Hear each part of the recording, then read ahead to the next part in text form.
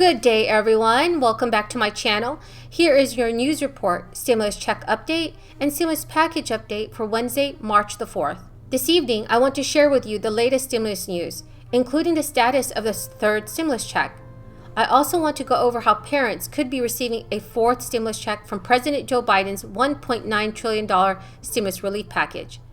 Please do make sure to watch until the end of this video to learn more about possible monthly stimulus checks. But before this video starts, I will be giving away another $50 Amazon gift card this Friday evening. To enter the giveaway, all you have to do is subscribe to my channel, like this video, and comment below.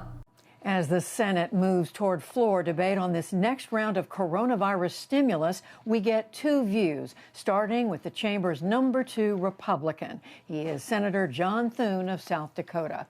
Senator Thune, thank you for joining us today on this COVID relief bill. As you know, the sponsors say this is a much-needed boost for people who've been knocked flat by this pandemic. $1,400 direct payments to people in the lower and middle income levels. It would extend unemployment benefits, which are about to expire in 10 days. What is your take?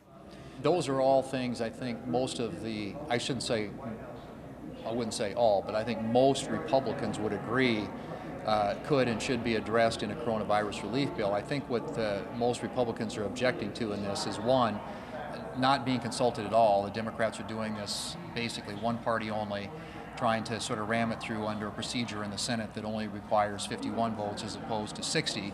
We did 5 coronavirus relief bills last year when we were in the majority in the Senate, all at the 60-vote threshold, bipartisan, under the regular order in the Senate. The Democrats have opted to do it this way. And I think that, you know, when it comes to unemployment insurance, when it comes to even to the direct checks, when it comes to the funding for health care, for vaccines, distribution, et cetera, there's a lot of bipartisan support for that, but this goes way past that. This is a big, wasteful, bloated bill, and we have tried to work with the Democrats to get them to come to the table and negotiate with Republicans on a more reasonable, targeted, and fiscally responsible approach, but so far to no avail. So we're going to the floor, they're going to the floor with this. We're going to try and offer some amendments to make it better and improve it. But in the end, my guess is they will have the votes, and it comes down to the math. Well, we know President Biden did meet with a group of Republicans. In fact, he met with Republicans before he met with Democrats to talk about this. But the other point Democrats are making, Senator, is that here we are in just the beginning of March. The country is still, the economy is precarious. Something like more than half of Americans were living paycheck to paycheck even before this pandemic. And this kind of a boost is needed to help workers on the front lines, teachers and others who've literally been knocked flat.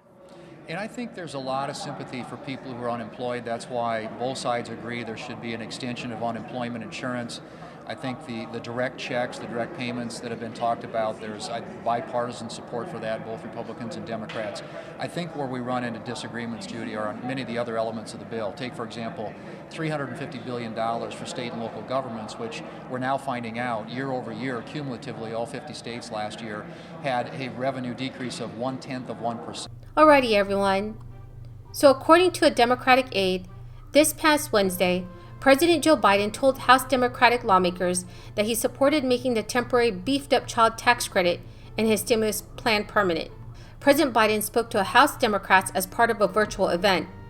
And during a private portion of the event, Joe Biden told Representative Susan DelBene of Washington that he supported legislation to keep the expanded $3,000 per child tax credit. In my opinion, I think that would really help millions of families right now. Please leave your thoughts on the child tax credit expansion in the comments below. Thank you. According to Washington Post, a Democratic aide spoke on the condition of anonymity to share details of a private call. This is the first time Biden has indicated support for keeping the expanded child tax credit. It's only a one-year measure in the $1.9 trillion economic relief package that the House of Representatives recently passed. The Senate is expected to start debate on the bill sometime Thursday. Earlier today, White House Press Secretary Jen Psaki said President Joe Biden was open to the idea. Psaki also stated The president is interested in exploring options for making the child tax credit permanent as part of the Build Back Better agenda. He's been heartened to see bipartisan support for ideas like this, including from Republicans like Senator Romney. Utah Senator Mitt Romney rolled out a child benefit plan in early February that would also provide monthly checks to parents. This is a major Democratic priority, is to dramatically revamp the child tax credit. The relief plan would help do that. The emergency provision would also provide $3,600 to parents with children ages 5 and under, and distribute $3,000 to those with kids between 6 and 17 years old. Under a new version of the stimulus bill, individuals earning $75,000 and under would get a full check, along with couples making up to $150,000 per year. Similar to the stimulus checks, the payments start diminishing above those income thresholds. Households could opt for recurring checks from the federal government instead of a lump sum at tax time. The House of Representatives bill authorized periodic payments for the measure to clear under procedural hurdles. The House of Representatives bill authorized periodic payments for the measure to clear procedural hurdles in the Senate. According to researchers, the measure could cut the child poverty rate in half and lift millions of children out of poverty. That has provided a boost to Democrats pressing to make it a permanent part of the nation's social safety net. Senator Sherrod Brown is a chair of the Senate Banking Committee.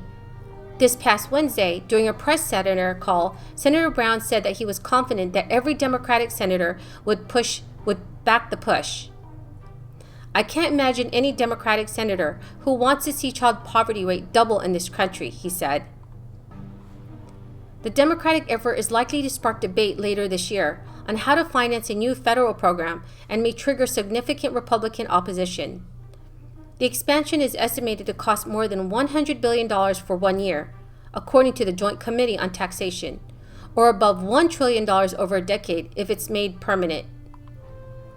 Iowa Senator Chuck Grassley is a Republican of the Senate Finance Committee. He called the new plan an administrative nightmare in a recent interview.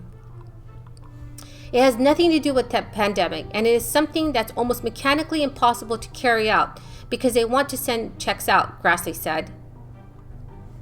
So far, President Joe Biden has not discussed monthly stimulus checks for Americans. A group of Democratic senators sent President Joe Biden a letter outlining a plan to bolster the bank accounts of Americans struggling economically because of this pandemic.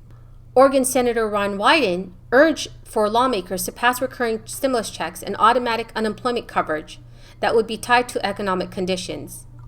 This crisis is far from over, and families deserve certainty that they can put food on the table and keep a roof over their heads, the letter read. That is the end of the video, everyone. I really hope you found this video helpful this evening.